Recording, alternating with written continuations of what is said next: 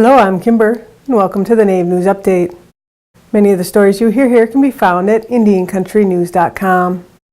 And here's the news for today from the Associated Press and other Native news sources.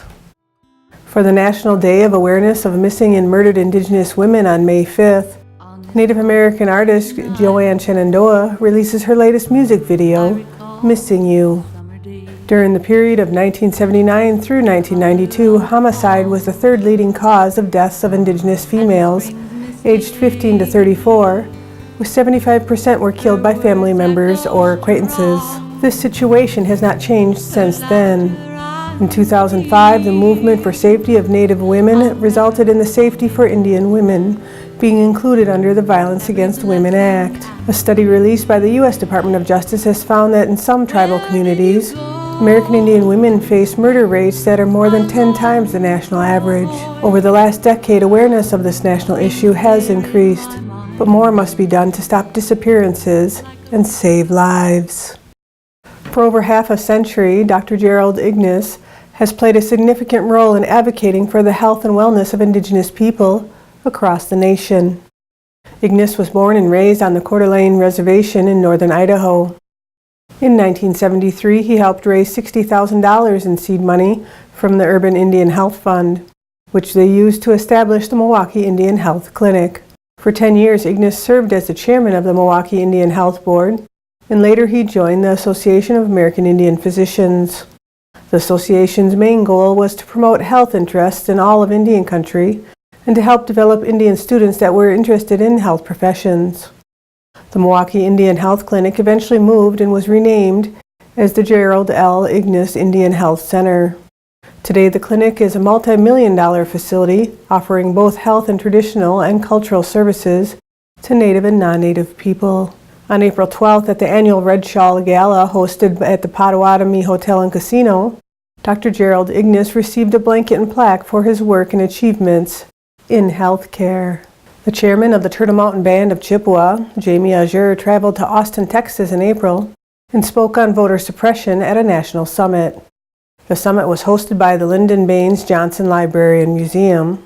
Azure spoke on how the issue of a lack of mailing addresses on Native American reservations played into the casting of ballots in this past fall's election. We were notified that a Supreme Court decision was upheld, and we needed to have a physical address on all IDs to be able to vote. So some will say, and I'm not going to argue the fact whether it was intentional or unintentional of a voter suppression, but it was a suppression on our people. But not only Native Americans, not only the Turtle Mountain Band of Chippewa and the 5 United Tribes of North Dakota, but the rural areas, the farmers, the college students, the college students that are in dorms.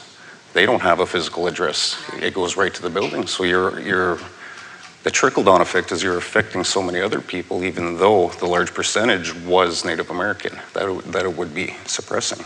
The American Indian College Fund, with support from the Andrew Mellon Foundation, has published a tool for Native American high school students seeking higher education. Native Pathways, a college-going guidebook, provides content related to how to get into college, choose a school, pay for it, and what to expect the first year in a way that speaks to Native cultures and experiences as students consider attending college. The guidebook was created as part of the Native Pathways to College program. The College Fund launched the program to meet the needs of tribal communities and in response to the college-going and completion crisis among Native American and Alaska Native students. Research shows that the national rate of all students going to college within 6 months of graduating from high school is 70%. For Native American and Alaska Native students, those numbers are closer to 20%. Students, school counselors, and others can download the book for free at collegefund.org. Cheyenne Kippenberger from the Seminole Tribe of Florida has been crowned Miss Indian World at the 36th Annual Gathering of Nations Powwow in New Mexico. Kippenberger was one of 17 contestants vying for the title. She impressed the judges panel throughout the competition, which spanned 4 days. The Miss Indian World pageant takes place annually at the world's largest Native American powwow gathering of nations in Albuquerque, New Mexico.